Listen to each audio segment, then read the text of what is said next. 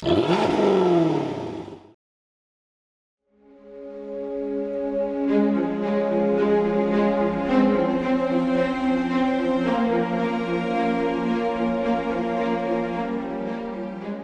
and welcome to 3 Good and 3 Bad with the 2026 Toyota Camry Nightshade Edition. Now I suppose I always knew this day would come. The Camry is the most popular sedan in America and has pretty much been since the day I was born. It's not hard to see why, because the Camry does everything well. But this is machines with souls, so it's not about doing everything well so much as it's about doing something memorable. Is this new for 2026 Nightshade Edition up to the task? Good thing number 1 is actually the powertrain. Last year, Toyota ditched the V6 and made every Camry hybrid. The one you see here also has optional all-wheel drive and a slight boost up to 232 horsepower.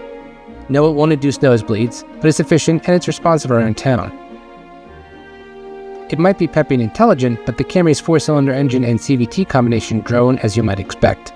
You don't need to rev its guts out to go places, but if you do, you're treated to a symphony of unpleasant buzzes. Good thing number 2 is the space. Is an SUV better to live with every day? Sure, but the Camry offers plenty of room for 4, a big trunk, and everyday usability. Most cars just aren't packaged as intelligently as this one is. But since we're inside, now is the time to mention the front seats. They're unsupportive and rubbery, and even the seat heat is poorly distributed. It might not sound like a big deal, but a seat's really important to me. It's the only thing you constantly touch in a car, and the Camrys just aren't a good fit for me. Good thing number 3 is the Nightshade Edition itself.